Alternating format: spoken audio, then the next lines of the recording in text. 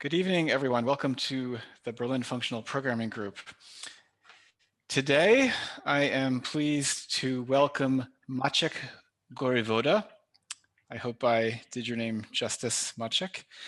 I met Maciek a few years ago at Scala I.O. in Lyon, France. And I think we had a little bit of a rapport and we chatted.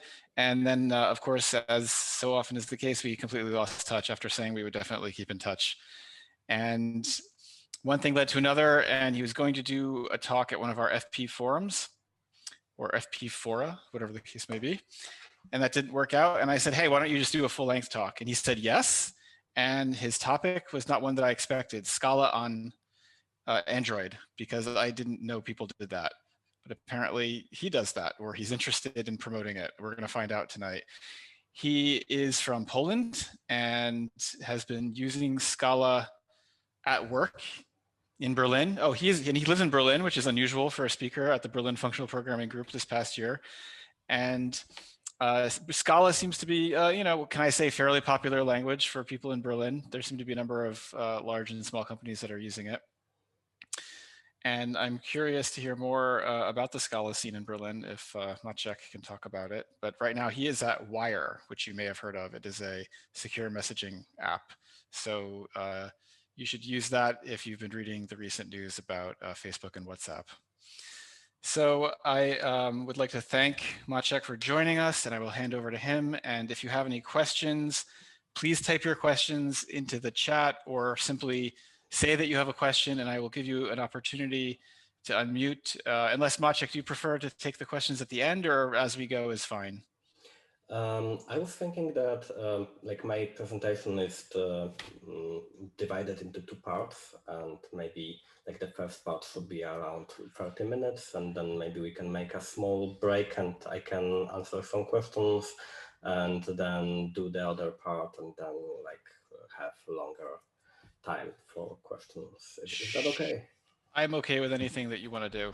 I will say that sometimes planning the breaks for questions doesn't always work, but if we warn people in advance, a break is coming, please think of your questions in advance and let's try to make that work for our speaker. And I'm gonna transfer the spotlight over to you.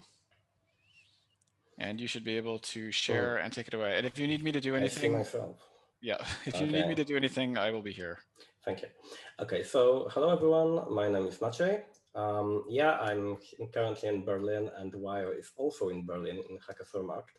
And we are doing that end-to-end encrypted messenger, which the Android part of it is written in Scala. And I'm working on that since 2017. And I joined Wire only because I was a Scala developer. I knew nothing about Android at that point. I learned everything about Android working at Wire. So you can say that I'm on a very specific and weird position where I work on Android without knowing, with maybe not knowing, but without having a lot of experience with the standard way Android applications are written right now with Kotlin or Java. I will share my first screen, maybe, first slide. And we go here, yeah. As you may know, I'm under Linux and I have to apologize for all the problems that causes. No, not this.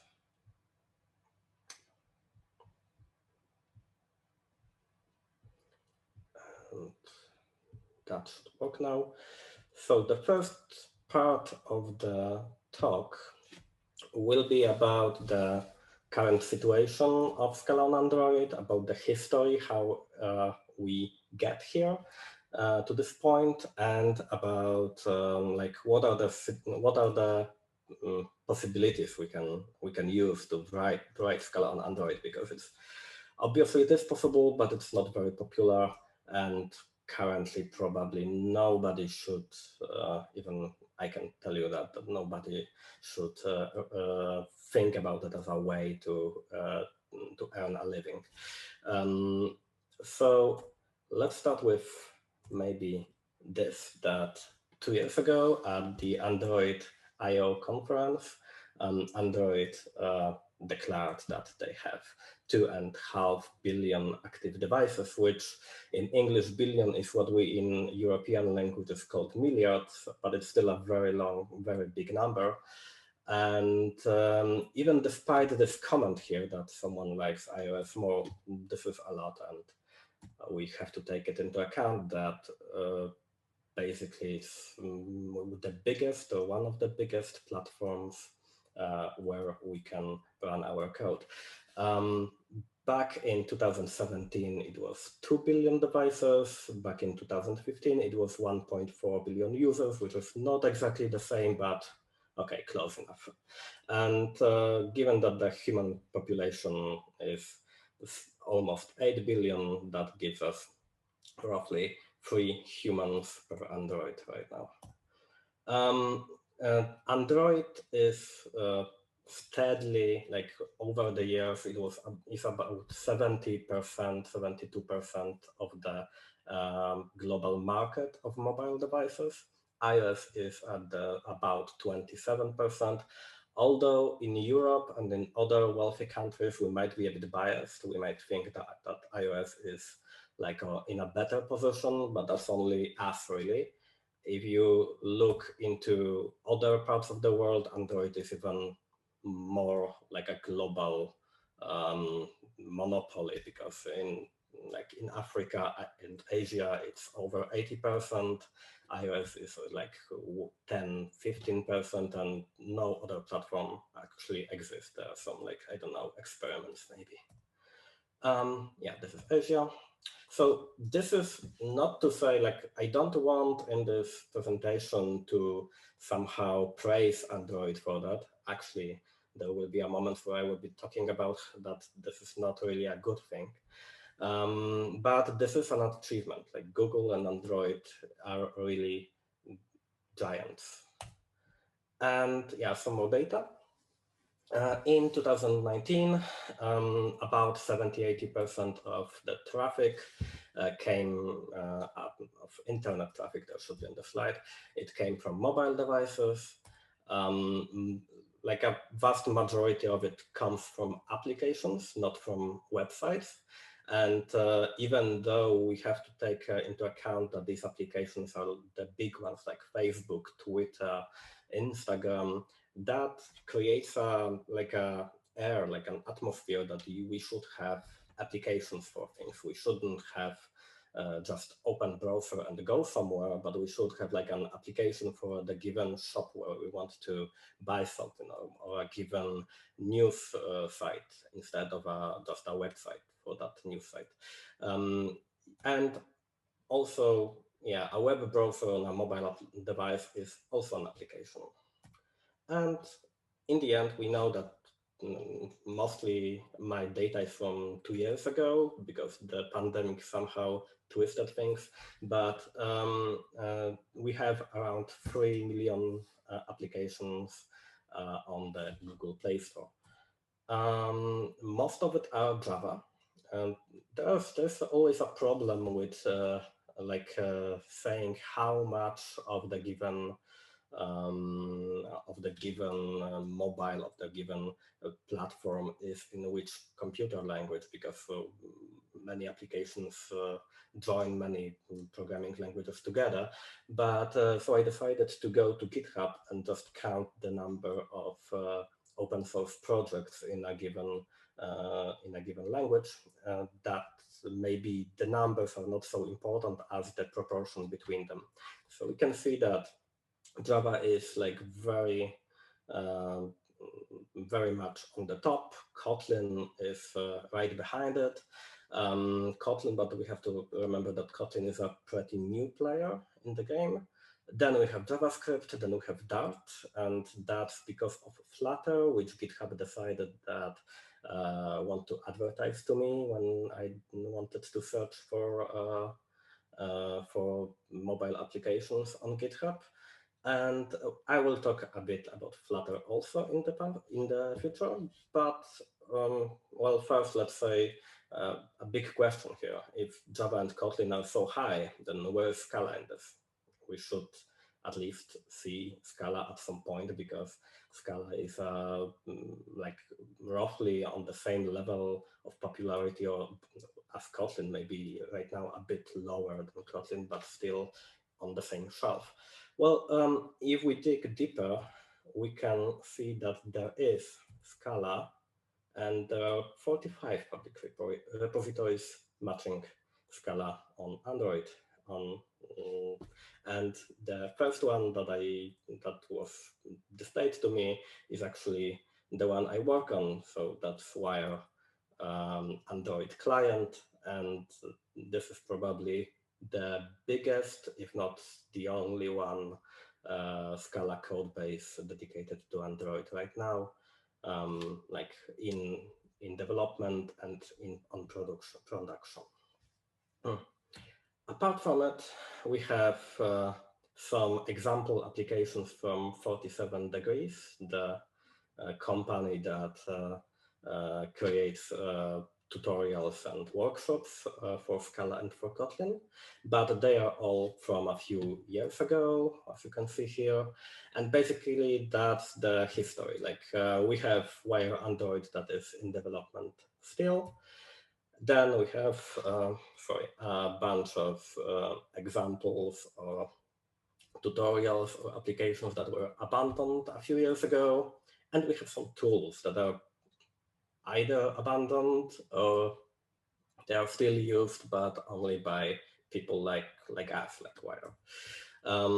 Yeah, so we have a plugin for Gradle to write Scala on Android. We have a plugin for FBT to write Scala on Android. We have one library from 47 Degrees, and we have some small libraries or applications that last time were updated when dinosaurs come and like were hit by the meteor. Yeah, but why? Like we are, after all, Scala should be a very good match. Like we should be able to write Scala on Android pretty well. We are reactive after all. We are functional. The application on a mobile device should be quick, should be very reactive to events that are coming from the UI, from the server, from the Android itself. Like Scala seems like a very good match for this. And it was like that. Like a few years ago, it was possible still to write Scala on Android. We thought that this will slowly progress, but at some point the whole movement, the whole momentum died out, and we lost the ground to Kotlin. And yeah, there are like 4 years ago, there were 3 ways to do it. First was with FBT. We had still there you can find a plugin called Scala Android, and you can add it to FBT, and this way FBT was able to build a project that can then be compiled with APK, and you can install this to your mobile device. The other one, which we at Wire use, is a Gradle plugin, which does the same, but on the Gradle side. And this way, like the Gradle plugin is maybe closer to the standard Android development with Gradle and libraries written in Kotlin and Java. And there was currently and no longer in development sort of a wrapper over Java libraries in Android SDK, which was abandoned because the Android SDK changes all the time very quickly, and I guess the authors of Scaloid weren't able to just keep up. All of those projects started around 2014. They were going strong for 15, and then around 16 they started to die out or at least they became like a zombie mode where we just wire used the Gradle one, the Gradle plugin, a few other smaller projects used the FBT plugin, and that was it. For the reasons, we can, let's start like this. In March for 2014, Java 8 was released. And among other features, it introduced support for Lambda expressions. Scala, of course, had lambdas even before, and they had to be, but during the compilation on Java 7, those lambdas had to be replaced with anonymous classes, something that was anonymous class on the level of the bytecode. So if we wrote something like this, that we, for example, take an option of an integer and add 1 to the integer inside that option, so this is a lambda expression here, that had to be transformed into an anonymous class that had some methods, and then it had to be called, like create that anonymous class had to be created in the moment we wanted to use that lambda. Then it had to be then the method on that non-anonymous class had to be called, and then the class was disposed by the garbage collector. So you can easily see that this was a overhead both on the memory, on the speed of the application, and also the code itself was bigger. In Scala 12, the same code started to be much smaller. Instead of an anonymous class, we just had additional method called deserialize lambda, and the method itself for the one we wrote, and that was it.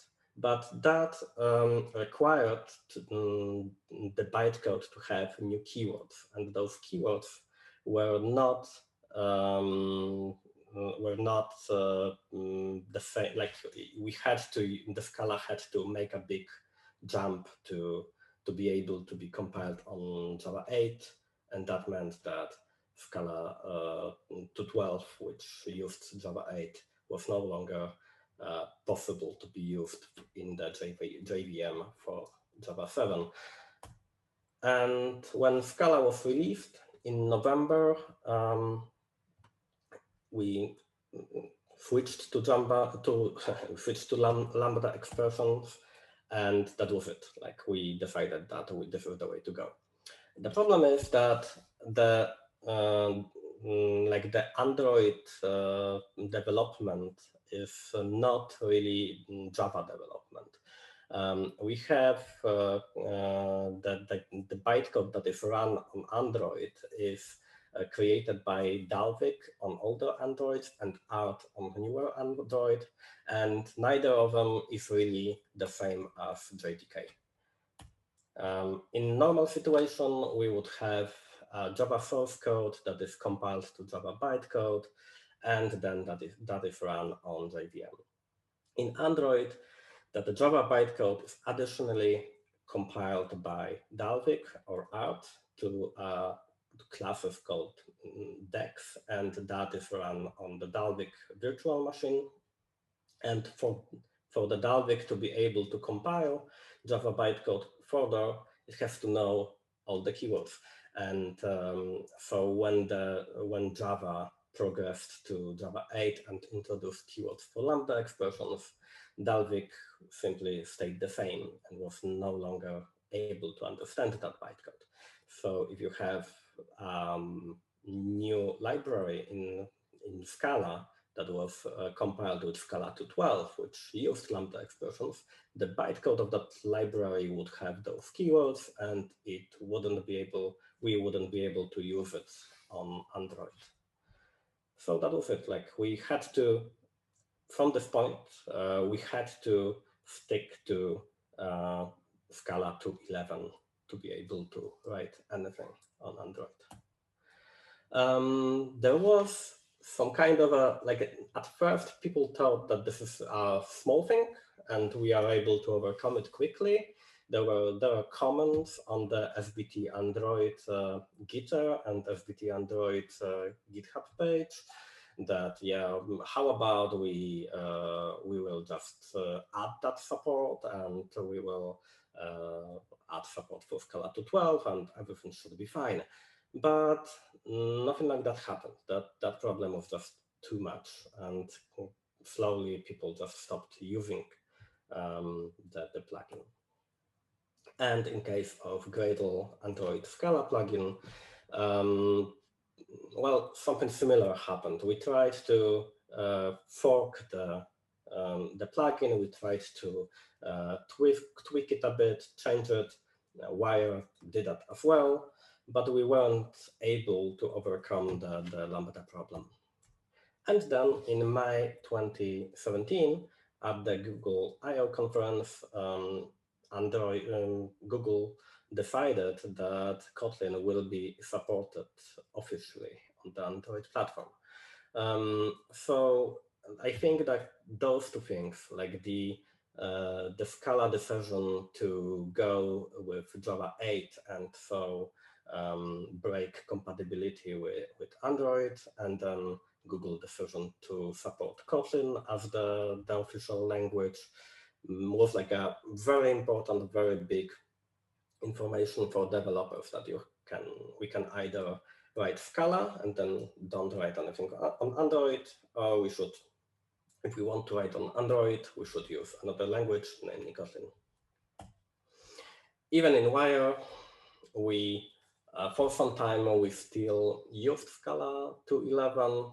We are using it still, but about 2 years ago, a decision was made that we will slowly migrate to Kotlin. This happens to this day. First idea was that we will add Kotlin to the existing code base, and we will migrate Scala code to Kotlin. That didn't work out very well because the code base is already very complex, and adding Kotlin just broke the threshold of how complex the application can be. So currently we are working on a second Wire Android application written from scratch in Kotlin. And in the same time, we are maintaining and fixing bugs and even adding some new features to the Scala application, which you can download and use. But in a year or so, maybe more than a year, we plan to replace it. So yeah, this is the history part. And this is why we currently don't really have any Scala on Android. So I'm always thinking that maybe it's like an Eastern Europe in me, that first I will always tell you what is wrong and how much I hated that this is all wrong, and you should do exactly as I tell you. But in the end, I will just stop arguing, and I will just try to do my work anyway. So this part was when I was telling you why it's all so wrong and why it doesn't work.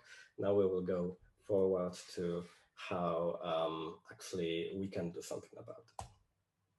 We have 2021, and in order to have anything have Scala on Android, we need three things.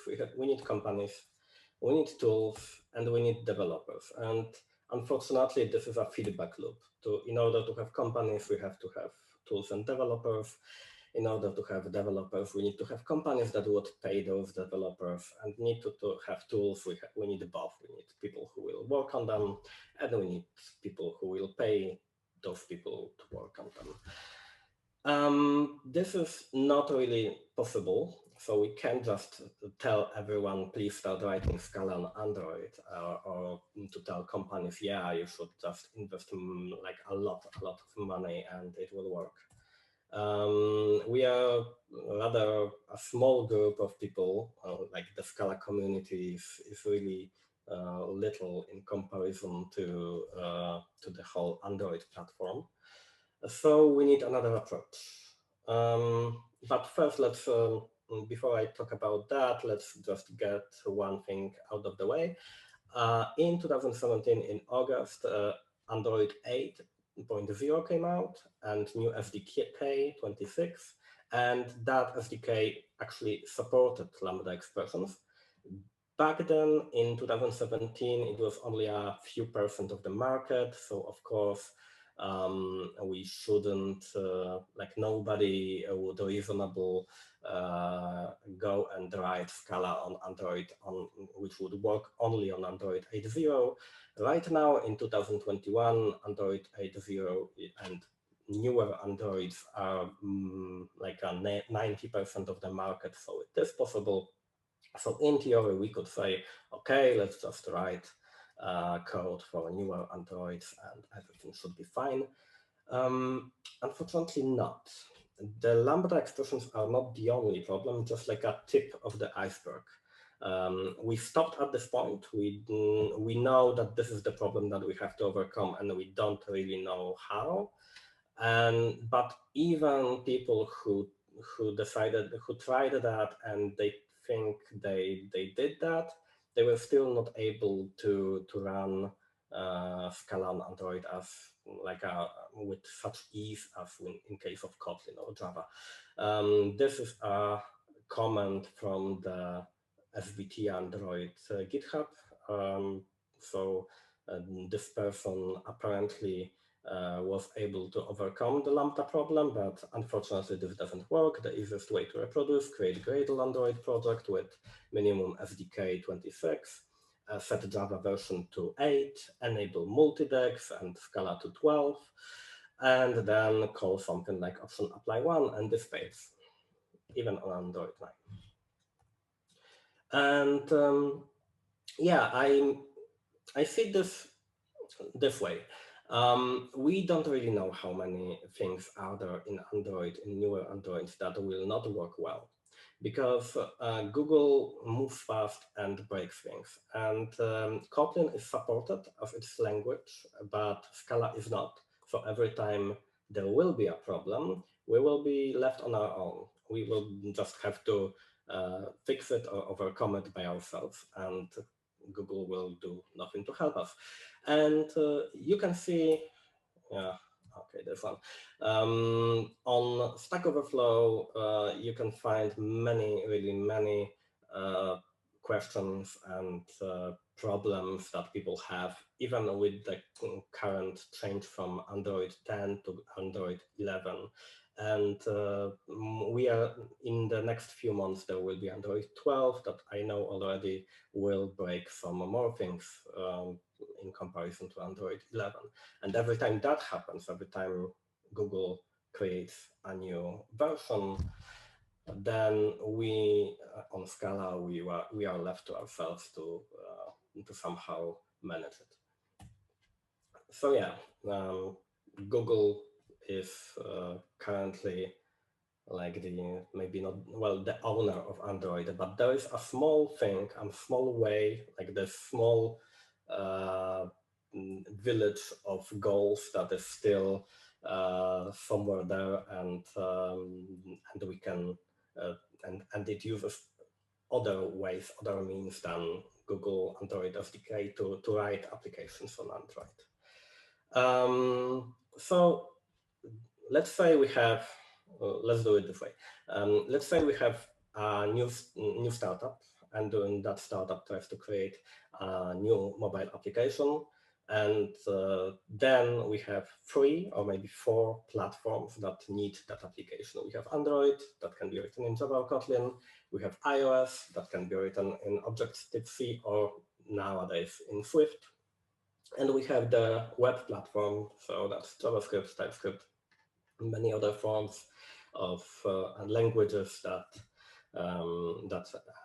transpile to JavaScript in end. And sometimes also we would like to have a standalone desktop application as well. And yeah, so the main thing is that probably Affinwire, that startup would have to have 3 teams, each one working on the same application, but on different platform. or we can use a cross-platform solution. One of those solutions is Flutter, but this is, I also made the slide only to tell you that this is like something that I want to get out of the way. Flutter is a cross-platform framework created by Google, and they want the language on the Flutter platform is Dart, which is kind of Java, not quite. And anyway, this is not what we want to use because it would require us to use Dart. So no. But back in May 2013, Facebook released React, the platform for making web pages, and in March 2015, it released React Native, which is similar, like a additional framework that works on the same code as React, but it can compile it to mobile and desktop platforms. So this is a very strange strange ally here that in order to do something against Google, we could use Facebook as our ally, but yeah, this is how it works apparently.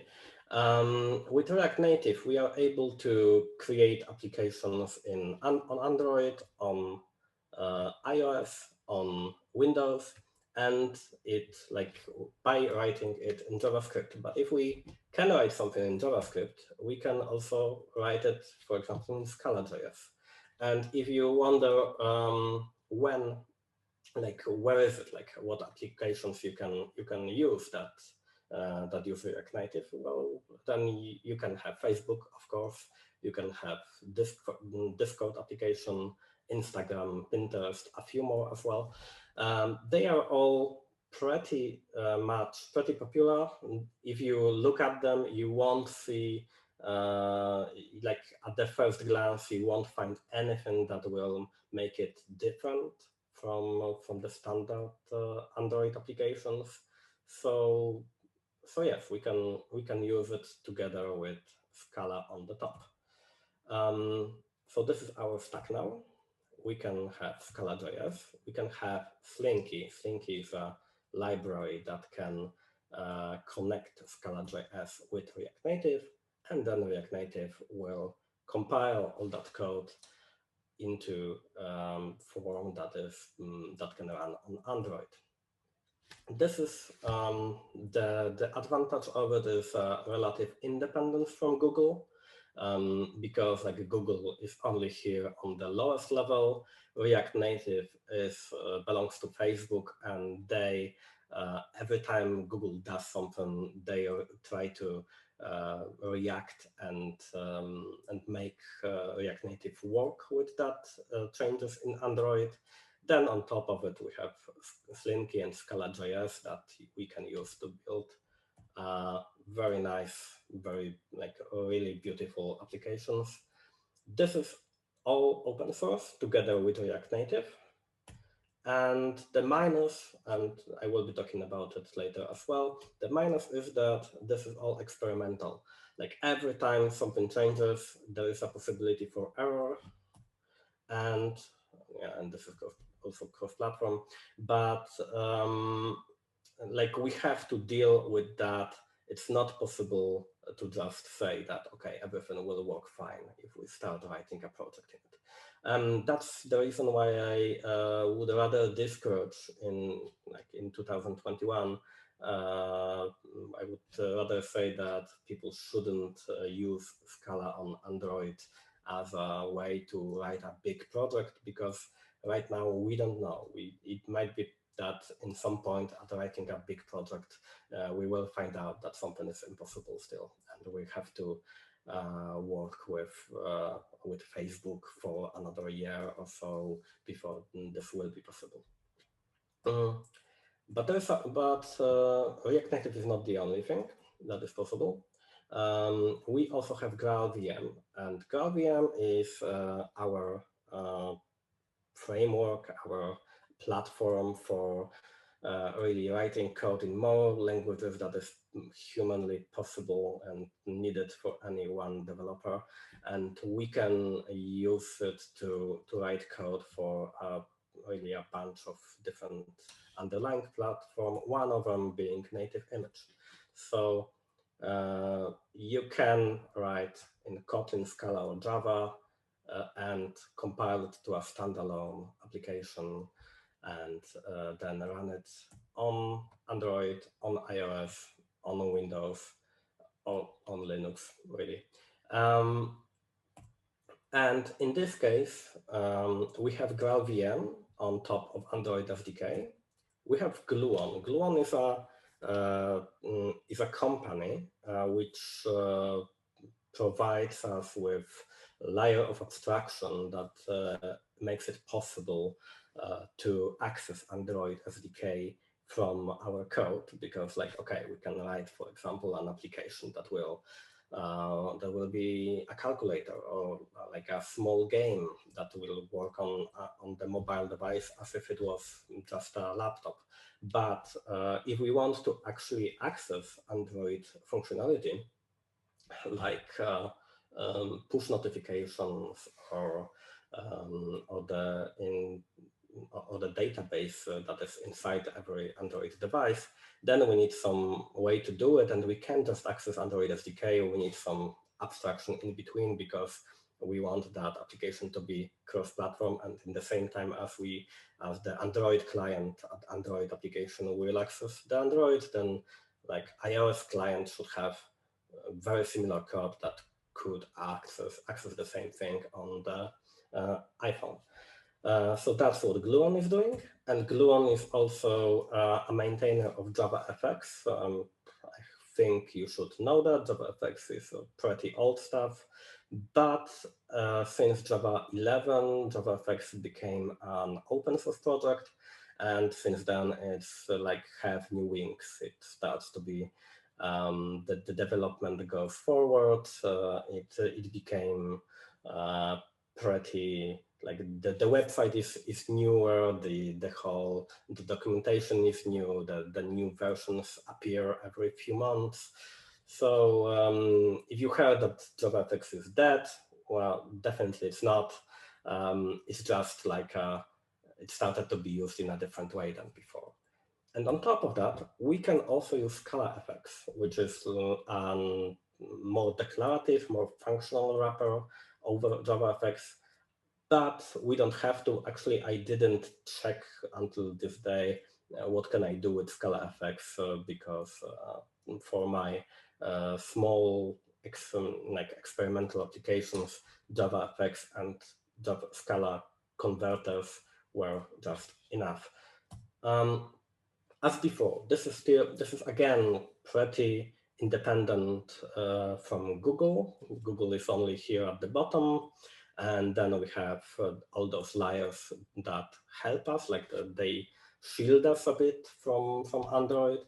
It also means in the same time that that everything can break, but this is all open source, so every time we find a bug, we can report it, we can help fix it. Someone who is writing on something else will find another bug and fix it. Even like when I was working on GraalVM, on writing an Android application on GraalVM, I found out that many people who work on things that have nothing to do with my project actually helped me, because they fixed things, or they provided me with tools that were usable for me. So this is like tapping into a very big community of developers that work on many things, and somehow magically everything they do come together, and I just felt as if I was just using puzzles and putting them together. So that was a pretty nice feeling there. In comparison to the React platform, I think, I don't know yet, but I think the UI can be a little more limited, because we are using JavaFX, which is more like designed with the thought of having a desktop application, while Scala.js is designed for web development, which means much more flexible, much more shiny. Like all the effects are probably more beautiful. In the same time, JavaFX is also like tries to keep up. There are libraries with the controls, with widgets. We have also libraries that give you the ability to write a video game in JavaFX. So you can use it either if you want to write a video game, or if you want to just use some of the tools there to make your application better.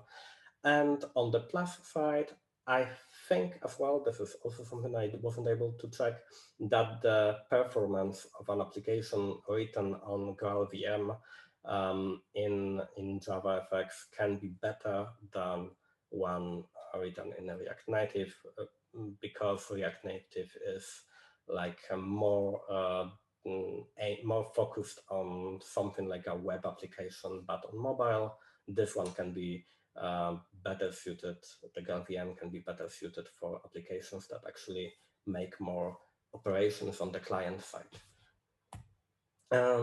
Yeah, so this is like the whole stack. We can use either React Native or GraalVM, and we are able to tap to the work of people doing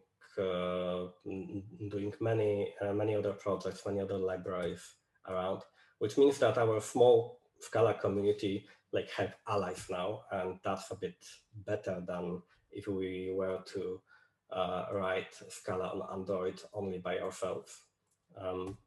And also another thing is that all those solutions are cross-platform, which means this is not really Scala on Android, this is like a Scala on everything. If we are able to write an application in Scala that works on Android, it will also work on web, it will work on iPhone, on Windows, on Linux, and so on. So yeah, that's the end of the first half of my presentation.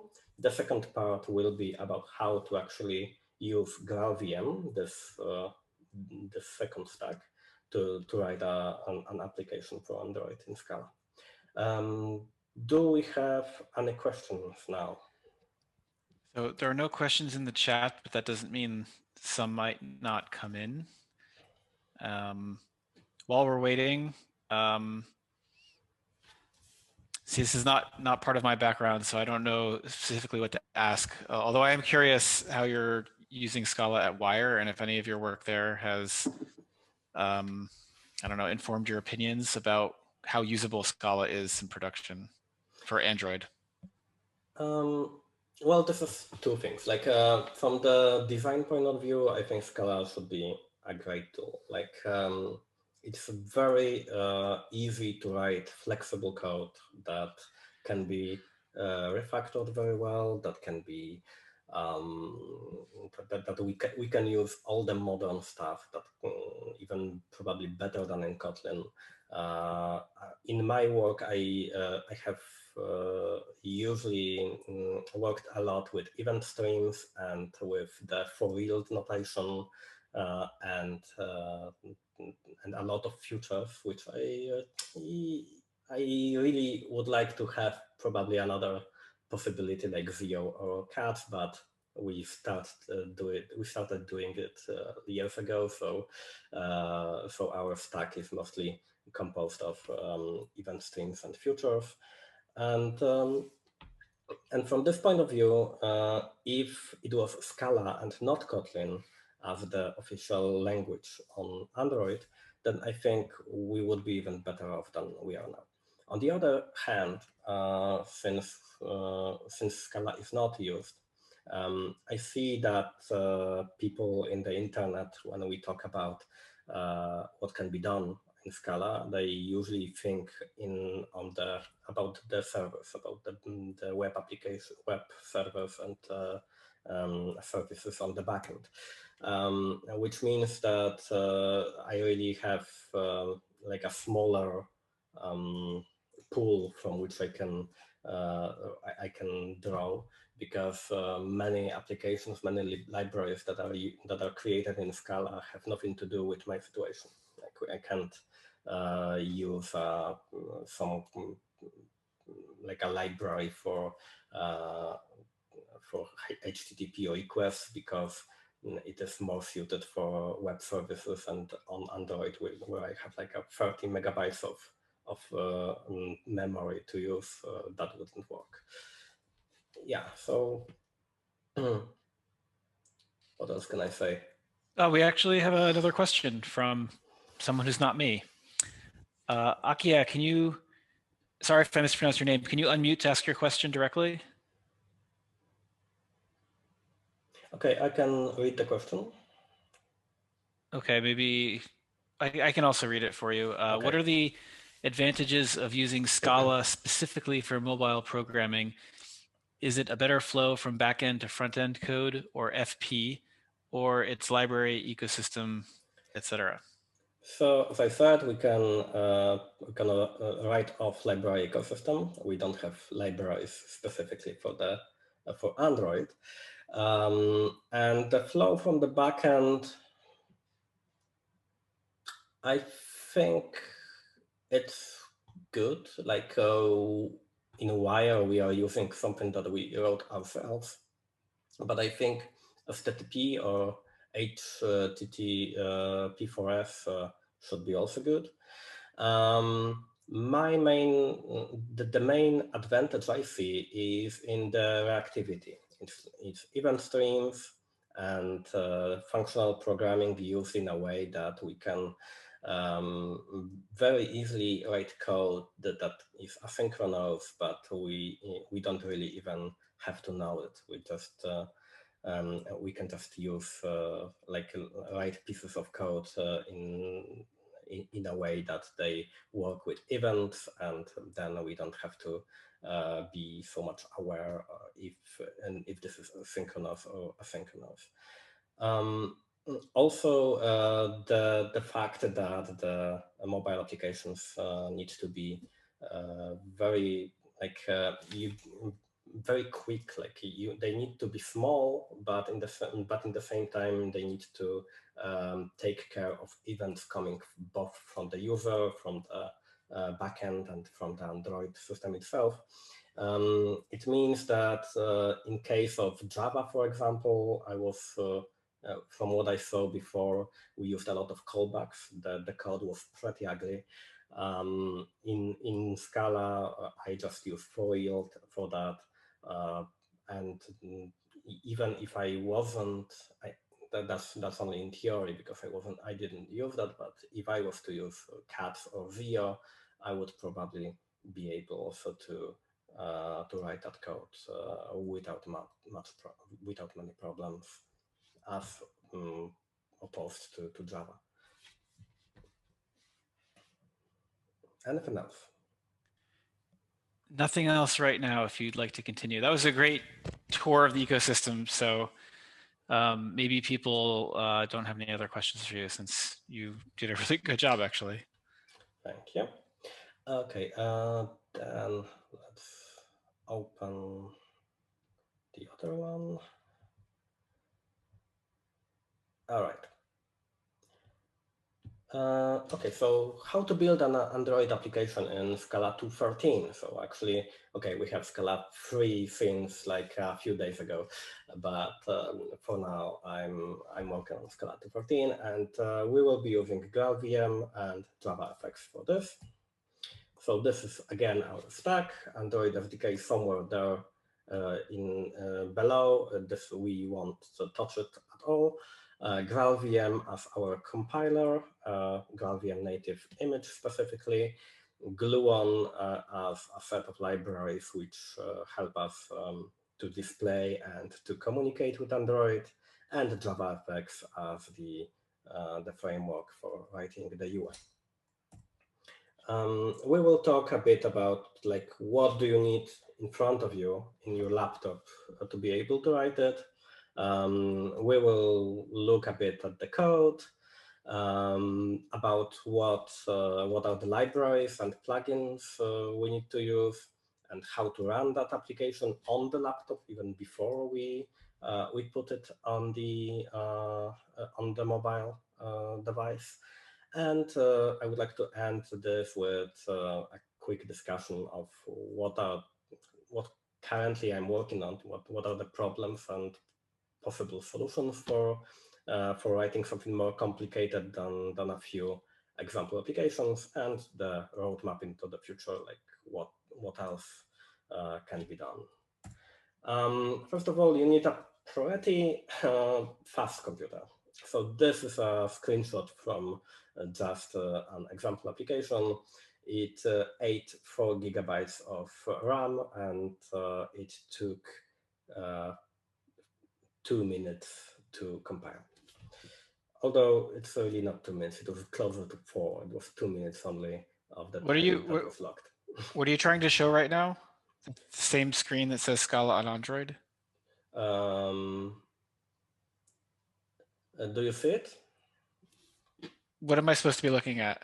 You should be looking at the screenshot of my... It's the same one from before with all the logos. Oh, so you probably That's what we see. Okay, stop share. Can you bring me back to... Yep. Yep, something didn't sound right. Okay, so once again, screen share. And now I understand. Okay. And let's go back here. Remove this. Yeah, I apologize, but this is Linux. And now you should see the screenshot. Yes. Okay. You got a question, by the way. Yes. Is there any quick start repo for the techniques in this presentation? Yes, of course. I will share a link in a moment. Well, thank you. Okay. And yeah, so apart from that, you should have a laptop that has like at least 8 gigabytes of RAM for writing and for compiling application. This should be either Linux or Windows with Windows subsystem for Linux too. As far as I know, on macOS it doesn't work yet, because like compilation for native image is currently working only on these two. You need GraalVM 2100. The current version of GraalVM is 2110, but there is a bug. So I reported that bug and I came back to 2100. And you need, well, it would be nice if you use Java 11, not Java 8, because like Java 8 is very old. So on top of that,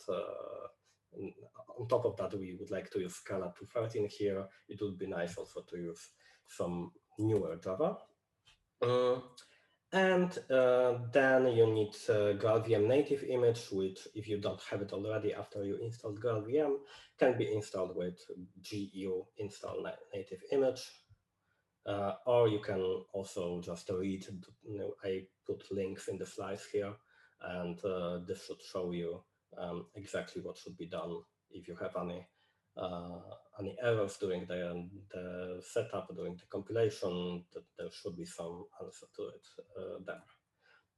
Then you need ADB, Android Debug Bridge. That's something that let us communicate between the laptop and the mobile device that is connected with the USB cable. If you don't, well, ADB is anyway like required, but if you don't want to use your mobile phone, or you don't have Android mobile phone, you can also use an emulator, which is included in Android Studio. And then ADB will see that emulator when you run it as a device that you can also use to install an application on. Then you need GCC at least version 6. This can't be C-Lang. And there need to be, you need to install a bunch of libraries like GTK and so on. Also under those links, you can find all the instructions how to do it. I know that in every case, like on my Linux, that there were some problems. Some libraries were not compatible with others. In every case, it will be something different. So in that case, just Google what is the problem and try to fix it, or just or contact me. Maybe I will be able to help you. Then you need Intellij IDEA or Android Studio. I have somehow of a love-hate relationship with Android Studio. Android Studio is focused on working with the standard Android SDK development. So when you install it, it will also install support for Gradle, support for Android layouts, support for libraries used by the Android SDK and so on, support for Kotlin.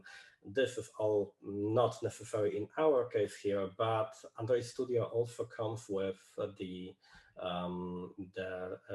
logcat terminal, which shows the logs from the mobile phone you will use. So when you debug your application, you will see what's happening there.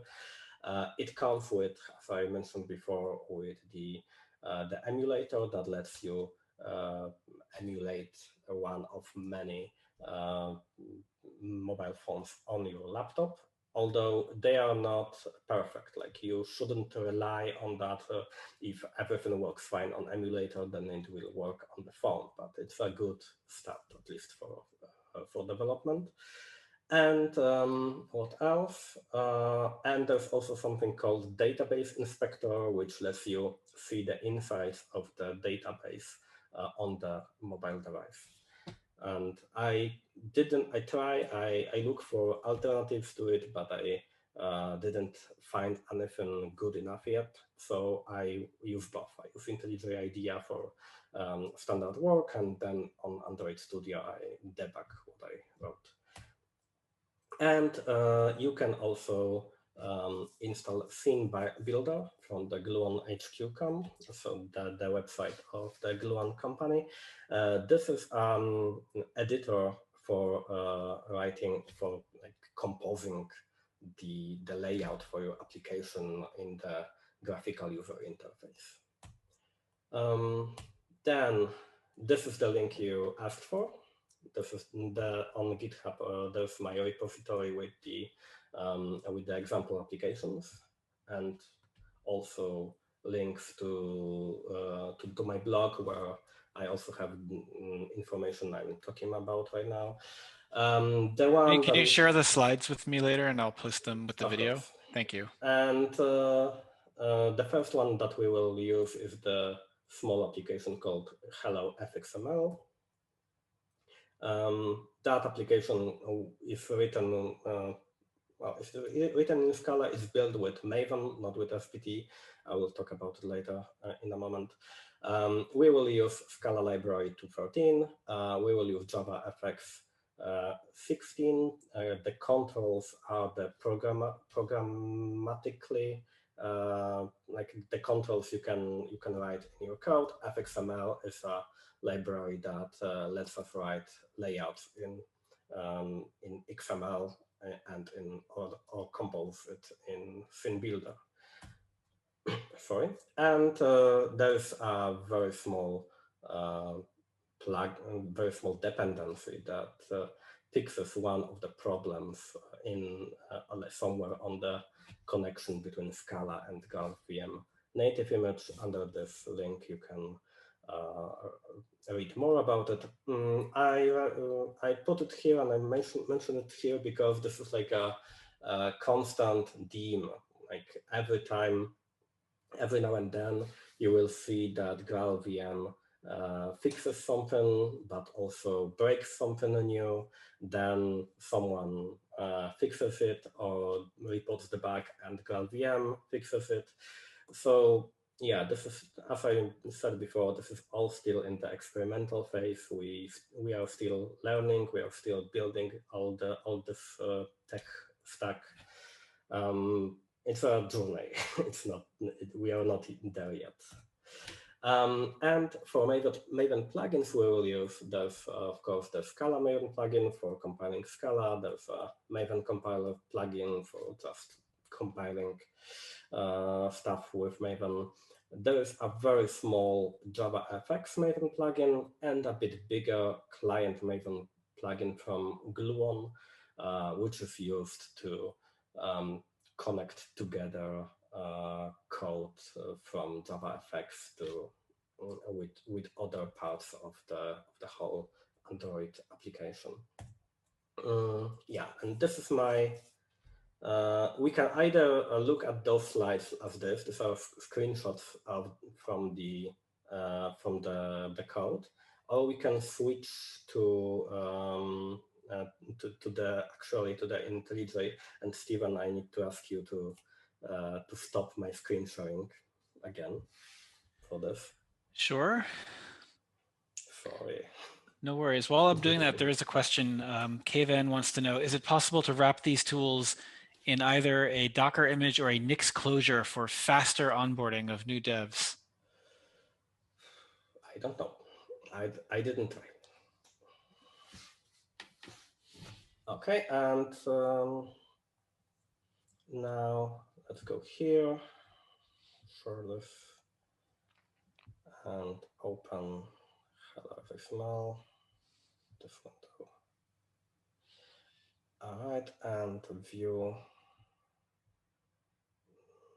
appearance and representation mode. Do you see my code now? Yes. Great. So, okay, let's maybe start with, if I can exit, but I want to go to Pom first. View. Yeah, so this is the Pom XML of our application. We have all that I said before, plus we also state that hello Fxml will be our main class. And here lower, we will say that hello Fxml controller will be our other class that will control all the buttons, so actually just one button that will, when the user will click on it, then this class will receive the event saying that the button was clicked, and we can do something about it. And now let's go to the main one. Yeah, if it was Java, then we would have a public class hello Fxml and then a static method main. Because this is Scala, then we have the main in the object, and it launches our class hello Fxml like this. Then hello Fxml extends the JavaFX application and initialize the application somehow. And one of the steps is to call the start method, which we overload. And doing that, what we do in that start method is to load data about the layout of our application from the file hello Fxml, and then we display it. And now back to that file. Not sure if I can do it faster than this. Okay, navigate, appearance and representation mode. Yeah.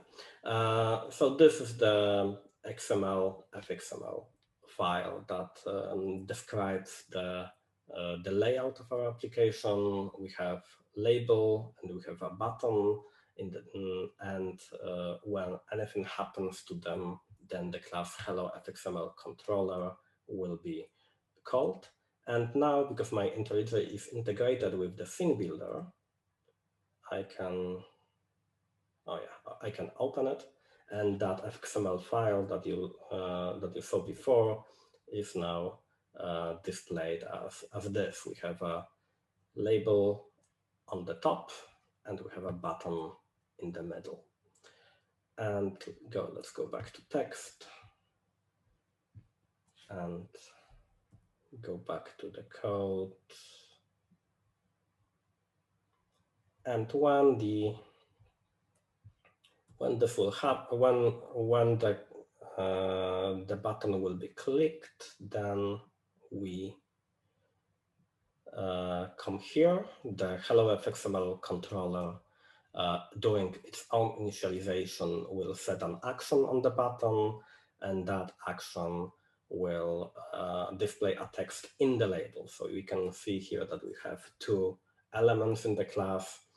They are both annotated as Fxml elements, and they are vars because the Javafx has to set them to something during the initialization, and we can then use it to set an action of the button and to display the text on the label.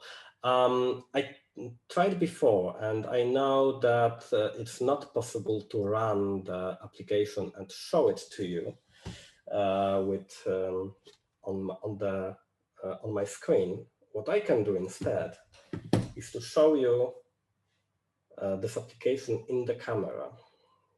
So again, please stop sharing my screen. I've never had to work this much before during a talk. Sorry.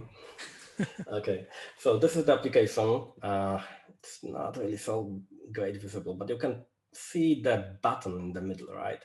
And when I click it, now you can see that, or maybe you can't. You can see that at the top we have Hello FX, Javafx Hello, 16 internal is the current version of the Java we use on the Android. So yeah, it works. Okay, then I will go back to the presentation. Where are we? Here. Okay, we talked about this and about the scene builder, and now how to run it. These are like 3 steps we can do. Because as I mentioned before, compiling the whole application to Android requires quite a lot, like from 2 to 4 minutes of compilation. A lot of memory is used, and then you have to install that application on the phone anyway.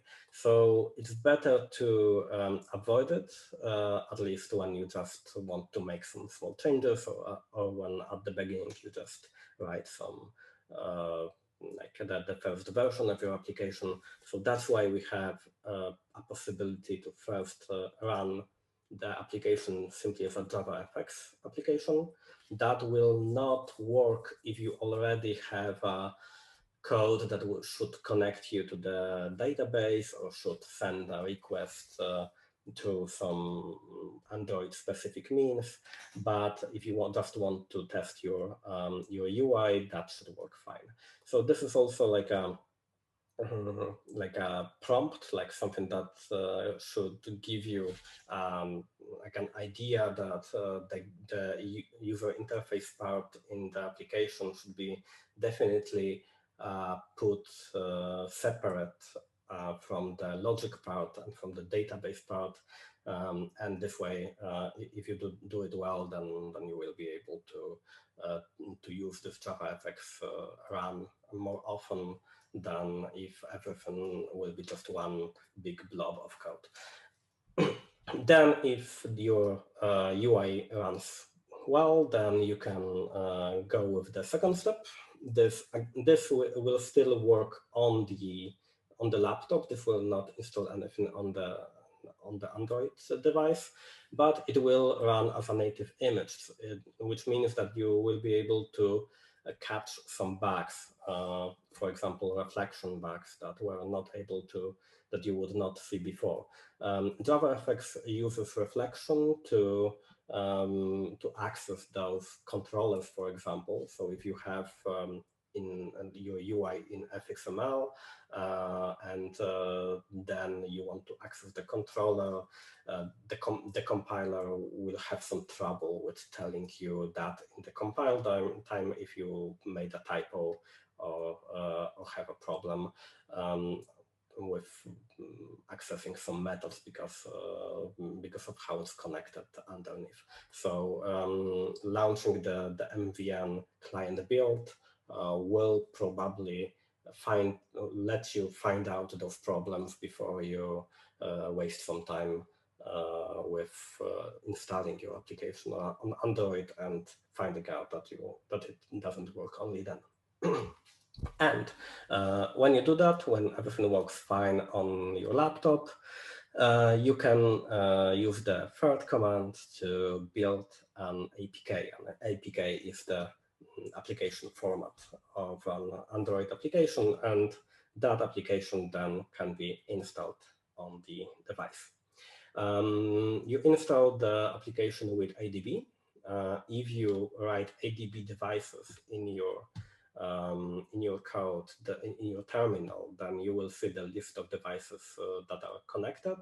For example, something like this. This is a real device that is connected with USB to the computer. But if you use Android Studio and just run an emulated device, then it will be something like emulator dash some number. In both cases, it works the same. Like ADB doesn't make any distinction between emulated and real devices. And then you can use ADB install with the path to the APK file to install the application on the device.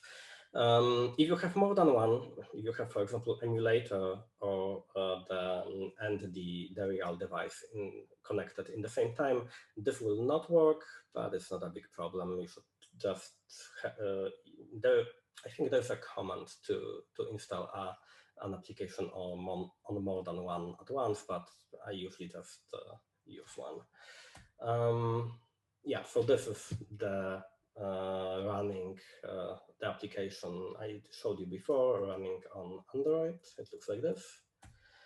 And about something more complicated, I wrote another example application, which is a calculator, because apparently everyone who works in Javafx has to write a calculator application as, I don't know, rite of passage probably.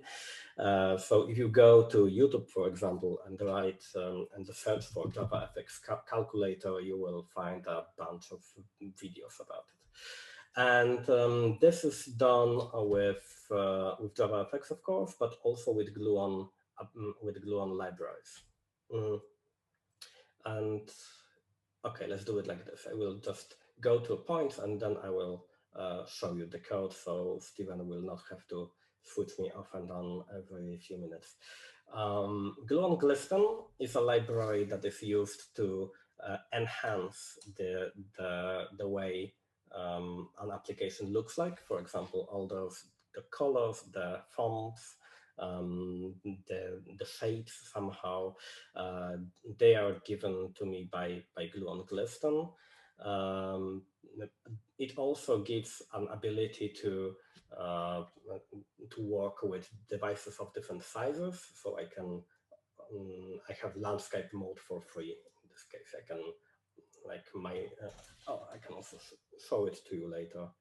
That I don't really have to write a second version of the device, a second version of the UI for the landscape mode, even though in case of calculator, it doesn't really make sense.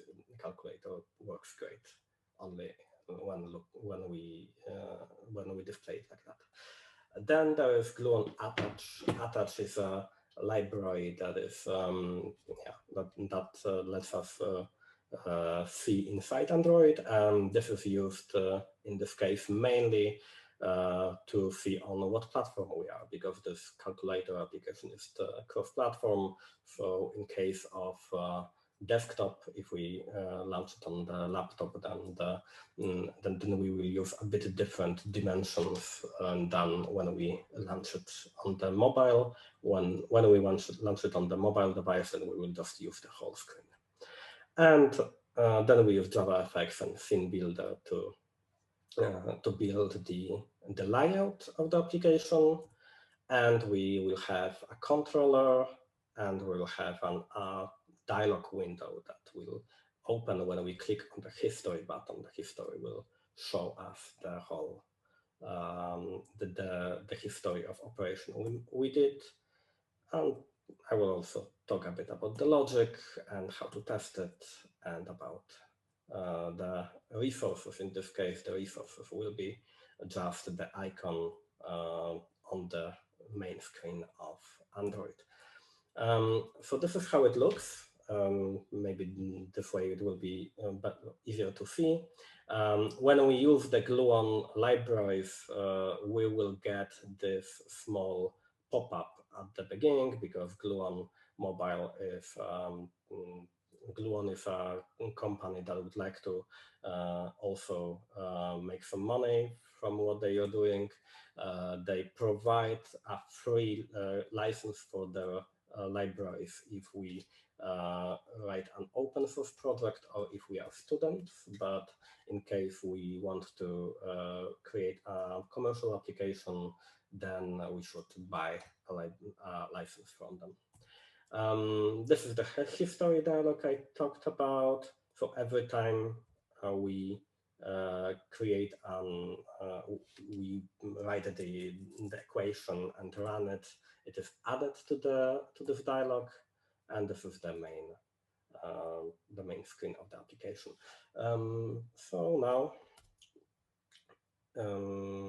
Steven, can you stop showing my screen again? Yes, also another chance for a question. Daweed has a question. Can you unmute, Daweed, to ask your question? So, can you hear me? Yes. Okay, thanks. Thanks. This is super interesting stuff. A little putting everything somehow different kind of technologies and environments as well. My question was related to the build tool application, because we have seen the Maven, Apache Maven Pom, and somehow built this app which could be installed. So the question is, have you tried another build tool for that, like SBT, or another one and another ones? Yes, I mean, currently I'm using Maven because this is one build tool that has all things that are needed. In case of SBT, I have a slide about it in a moment. And the problem is with those two small plugins, the Javafx plugin and the Gluon plugin for compiling the Javafx application. I know that, for example, Scala.fx, which uses Javafx, is able to compile the application without the Javafx plugin. So they just have a bit of complicated code in the SBT. And there is one more plugin that does the same job as Javafx, but for the Gluon plugin, I didn't find anything. So I want to look into it closer in, I don't know, in a month maybe, and I will see if it is possible for me to somehow take the Gluon plugin and maybe write a SBT wrapper around it, so it will be SBT plugin which uses what they have. Because without it, without it we can't use SBT. As for Gradle, I also thought about Gradle, but at the moment I think that would be a waste of time. If I can't just use SBT, then I'm okay with Maven. So sounds good. Like a plugin for SBT with all these libraries that are needed, and you import your plugin in SBT and some kind of configuration for the version. But so my question was thanks for the answering that, and was like a little thinking about some kind of special details problems that sometimes happen with mixing such such different environments and as well, technology and so thanks for the answer. So SBT is like being able to compile the application in SBT is really important. I think that's one of the most important steps in like on my path to writing something more complex. Okay. All right. Then we can go back to Intellij. Just let me exit presentation mode, change to the calculator. English language. Okay, and now I can share my screen again.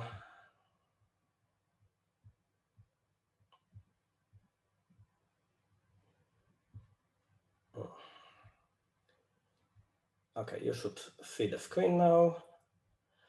And let's start with the main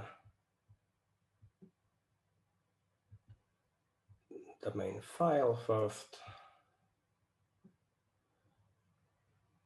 Yeah. So just as before, just as with this smaller application, we launch the application from the main method, and that main method, then the main class is specified in the Pom Xml as our main class of the application. But this time, the main class extends mobile application from Gluon, and the mobile application itself extends application from Javafx, plus adding some additional work that makes the application more suited for the mobile platform. Instead of overloading start, we overload init and post init. In init, we do more or less the same thing as before in start. So we load the resource and the main Fxml file, and then we display it, but with another method this time. And post init is called by the mobile application a bit later with our main scene. The difference is really not so important right now, why we have sometimes scenes, sometimes stages, sometimes panes. This is all like the Javafx naming of different components. We use that scene to assign to it some kind of decorations, like the colors of the buttons and so on, and to use the CSS files with some styles. And then we check, are we on the desktop? And in case of the desktop, we will use these dimensions for the application. Or if we are not on the desktop, that means we are on the mobile device, then we will try to use the dimensions given to us by the mobile device, which usually should mean that we should use the whole screen of the mobile device. And that's it. We just set it to the scene, and that will display our main screen. Then maybe view appearance, close that. Oh, come on. Presentation, and again, and now we can go to the main, or maybe let's do it like this: resources, main Fxml, and scene builder. Okay, so this is our main screen as visible in the scene builder, but without those gold, yellow decorations. We have a bunch of buttons, buttons that have only the numbers, buttons, one for the dot and for the operators, and 3 buttons for some operations like clear the screen, history of operations, and the backspace. And here we have the main part where the numbers and so on will appear. From here, the main Fxml file is connected to the main controller by means of reflection. And here this is the place where we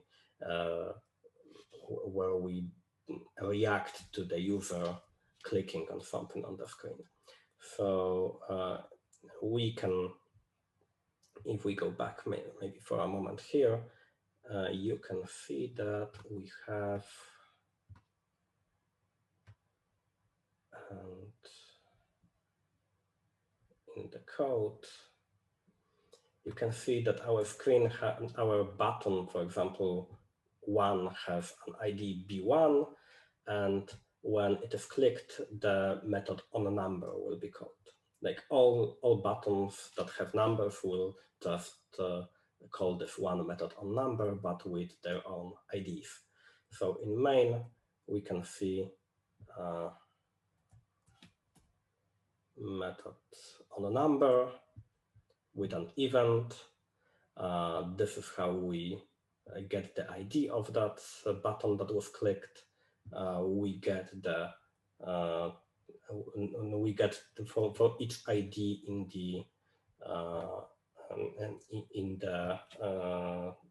the buttons, we have one of the real numbers operators here, and we use it to update our expression, and then we created that expression from the clicks of the user. And the expression in this case is a variable. This is the label that displays the expression. So it's enough to just assign a new text to the expression to actually display it on the screen. And then when the equal sign button is called, that will call the onEvaluate method instead of onNumber, and we will get the whole text of the expression, we will evaluate it, and we will set the text of the expression to the result. And also we will add it to the history. The history is a sequence of strings that have both the expression that was used to create a result and the result. And later on, when the history button is clicked, we can use this to show history dialog and show the history of the whole expression. And if Steven, I have to ask you to stop sharing my screen again. No problem at all. So yeah, you can see it here. Yeah. So this white part is the Glue on Mobile pop-up. Now it's without it. If I don't know, write something here, you can, I don't know if you can see it. You can also believe me that it is displayed on the screen. And when I perform an expression that changes, as far as I know, you are not able to see anything on the label, unfortunately. See, if you were using your Mac, you could probably screen share from your phone to the Mac. No, but not this time. And this is that dialog. Oh, now you can see something in the background, the number that is the result of an expression. And you can also believe me that this is the history dialog, we have this this expression. You can also download the whole code from my repository and try it out. Also, even if you can't or don't want to go to the whole part where you compile the stuff, there are also APKs already available. So you just download the APK and install it on your phone. And let's go back to the calculator, to the code. What I wanted to show you still is the logic. So we have the evaluation here, and this is really just Scala code in this case. What do we do if we have an expression as a string? We turn it into a case class expression, and we evaluate it. And evaluation means that we parse the string into separate nodes, where each node can be split according to the operators. For example, if I write here 5 plus 3, so this is my string. This will be changed into 5 plus 3. The 5 and 3 are numbers, so they will be evaluated as numbers, and then the plus operator will be used as the add case class that will sum both numbers. And same happens for other operators. The only problem, and in fact a big problem, was minus. For example, if I do 5 plus minus 3, then the problem arises, what does it really mean? Is the minus here the operator, or is the plus the operator? Or if I do 5 times, for example, something like this, like what should be the order of operations used in this? So actually, this whole method here is used only for checking if the minus is in the right position, and eventually to remove it if we can. For example, if we have 2 minuses next to each other, then we can change it into a plus. Okay, this is enough for probably for the logic part. And what it gives us, what it means that we have Scala written in a completely separate way in the eval class here, is that we can write our tests in whatever we want, in library that is only knows that it is here to test Scala code. It does not have to know anything about Android. So in this case, I'm using munit, and I can run the test. Can I? Let's see. So I can run this test in Intellij.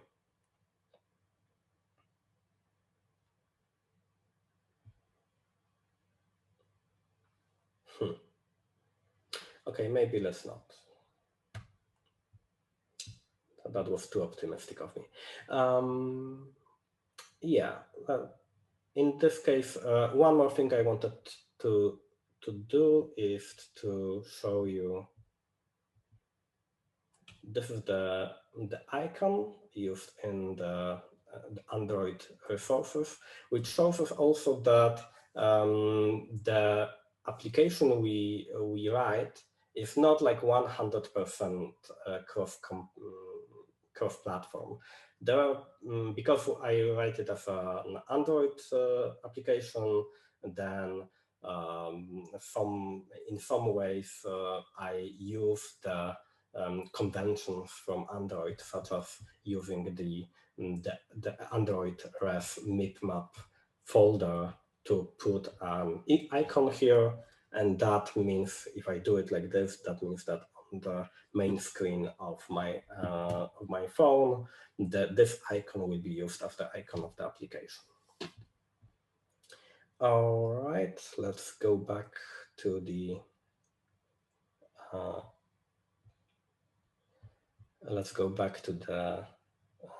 slides.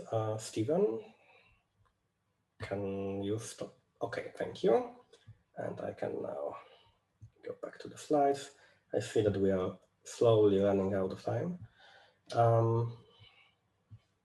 So let's go through this.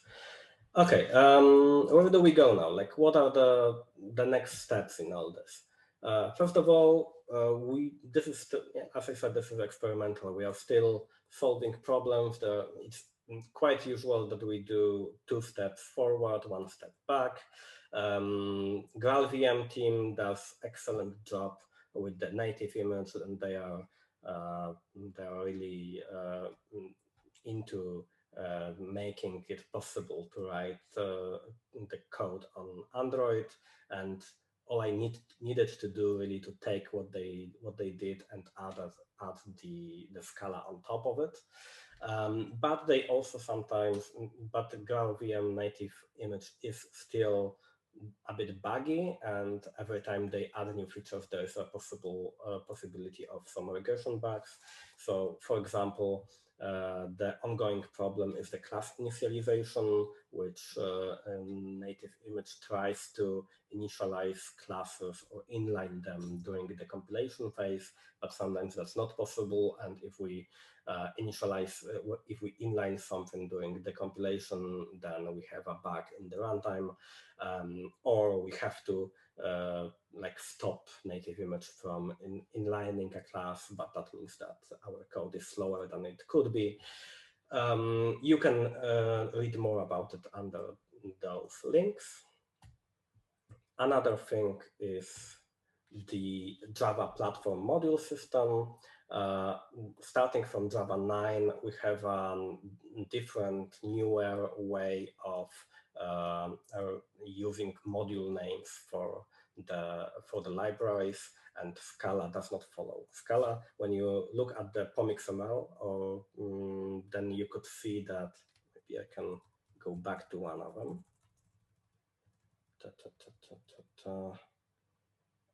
And no, I think not. Okay, if you look into Maven Central, for example, and you will see a Scala library group ID and artifact ID, you will see that the artifact ID is ends with an underscore and, for example, 2.13, and that's invalid for Java. And if we have code like this that merges Java with Scala and uses Maven for building, that's an error. I wasn't able to build the application with Maven until I solved this problem. So I wrote a small Maven plugin, Scala suffix, also available on GitHub, and this plugin basically opens the jar file that is downloaded from Maven Central, makes a small modification to the manifest file inside the jar file, and zips everything again, and then it works. Another way to do it is to make library creators aware that they should add one line into the manifest files of their libraries, and that would solve the problem. But most of us working on Scala just don't care, because we use FPT instead of Maven usually. So if I'm able to use FPT as well in the future, then this problem will go away by itself. Yeah, and the question that was posted, that was asked before, what about FBT? It's basically it, that to be able to use FBT, then that 2 plugins from Maven have to be migrated, or another solution has to be found, and that's one point on my roadmap to the future.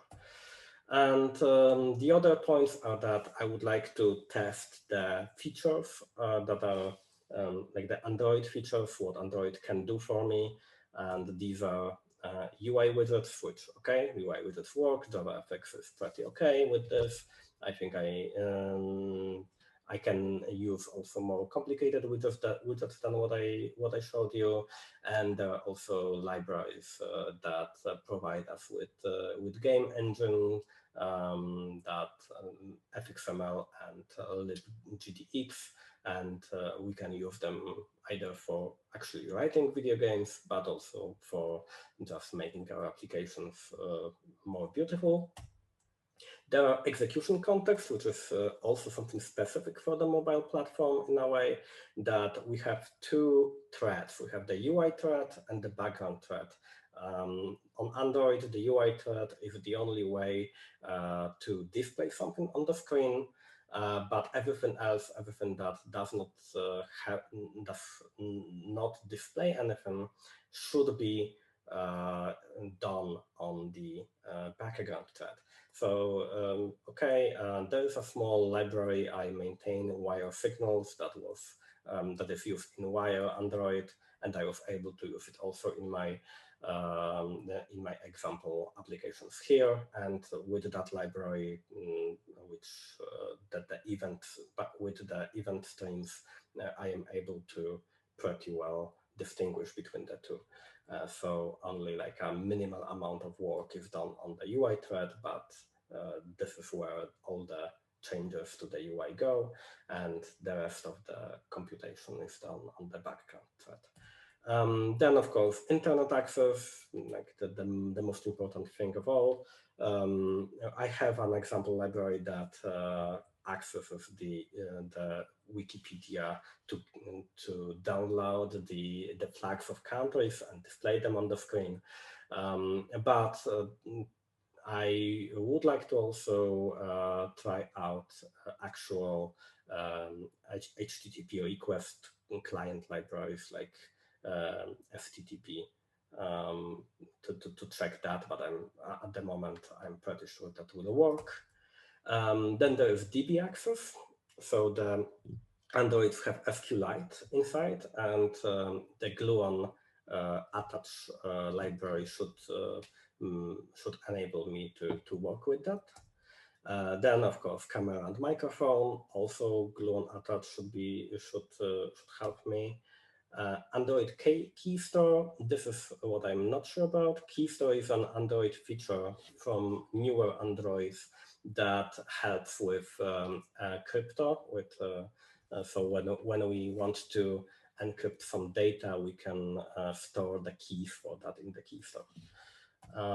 Then intents is how we communicate between applications. So, for example, if my application written in Scala wants to I don't know, open a file then I should be able to contact the file manager, which is another application, go to the files on my phone, choose one, and that file should be given to my application in Scala again. And so there is an intent going there and back.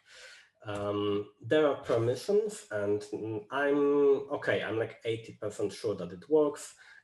During the compilation of an Android application, the compiler produces a file called Android manifest XML, and that file can be copied to a certain place, and if we have that custom copy there, then the compiler won't create a new one, and in that our copy of that we can specify if we, for example, we need access to the external storage, or if we want the access to the camera, and so on. Then there are push notifications. So, for example, if you use a messenger on your phone, and even when the messenger is closed, then something can come from the backend and wake up that application for you. And that's also something that needs to be checked if it works for applications done in Gluon. If Gluon attach or in any other way, I can do the same. And there are WebSockets, which is basically the same thing, but when the application is open. So I just use some kind of a library to actively listen to the backend and during the time the application works. So for example, for video games or for messengers, this is important because this enables a quick reactions between users. Like if someone writes to me, I get that the message in no time. And apart from that, I have a small PR stunt in mind that I would like to write a small application that will use the database on the Android, that will send some requests and get some data from the backend and display something on the screen and enable user to make some, for example, writing a note and then saving that note in the database. And I would like to do it with a few sets of libraries like Intellij for JSON or for events, or VO for the same things, and cats for the same things. So I would be able to create a free versions of the same small application to just show that it is possible to use them on Android. And then there's a question of the two libraries that enable us to write video games, Fxgr and libgdx. I would like to test any of them because I have like an idea that writing a video game in this could also be a good way to make people interested in writing Scala on Android. I think Scala is especially good for complex logic. So with this, I would be able to just show how good it is and how well it integrates with all those things, all those features that are needed to actually write a video game, like WebSockets, like connection to the database, like great UI, and so on. There's also a question of Scala free, because like it happened, it's just now released, and it would be nice to use it in Android as well. This would also be good for PR. Like we have a new opening, a new version of Scala, and a new platform that we can try it out on. And same for Scala FX, which gives because I was told that the Javafx seems to be too Java, like too many mutable variables, too much object-oriented programming, and Scala FX gives us a bit different approach to that. Maybe for some people that would be an advantage. And at the end of it, probably at the end of this year, maybe next year, I would like to write a video game that would be so the player on one Android would control a light cycle from the Tron movie, and another player on another Android would control another one, and they would try to kill each other on the board. And I think that would be fun. So this is all. Thank you for attending. Here are the links to the GitHub, to my blog, and Making the Matrix is my Twitter handle. Thank you so much for that. That was, I think, the definitive tour of the Scala on Android ecosystem. And are there any questions? Let us know in the chat if you have a question. I think we had some good questions along the way. There are none at the moment. How are things going for you in Berlin, by the way? Pretty okay. Like Prenzlauer is very boring and steady, and nothing happens really. I'm going to Szczecin for the vaccines next weekend, and later maybe I will be able to enjoy the summer in Berlin a bit more. If we have one. If we have one. Okay, one more question from Akia. Any Android on Scala apps in the wild? Wire. you can use Wire. You can just go to the Google Play Store and install it and have an end-to-end encryption, encrypted conversations with everyone. So what is the advantage of using Wire over, say, Signal? Wire and Signal are very similar. I would say Wire is more, currently it's more focused on the companies really. So Signal is maybe more like for personal use. We sell Wire and Wire support to bigger companies, and the personal users are getting a bit smaller free version. Okay, and but we are in Scala and they are not. which makes you inherently better, right? Of course. How did you discover Scala and get into it? I think back in 2013, 14, I started I was working on a Java web application, and I was both backend and front-end developer. I used Google Web Toolkit to write the front-end part. And then I started to think that Java is so verbose, like so much code that I need to write to get anything done, and started to look around. And Scala seemed to be like something that is already difficult, but not too difficult, like something that I can try to understand. And after like a year or so of learning, I really started to appreciate it. Okay, cool. Andreas points out that you can draw in Wire, but not in Signal. Draw, you can actually draw. I suppose draw like, I guess draw pictures or draw diagrams maybe. Well, we have that, but it's not it's not the main feature. Yeah, but it sounds fun. Something Wire can do that Signal can't, I guess, is the point. And okay, maybe this will be the last question because it's actually not cloudy out for maybe 5 minutes in Berlin, and I think I might go for an evening stroll.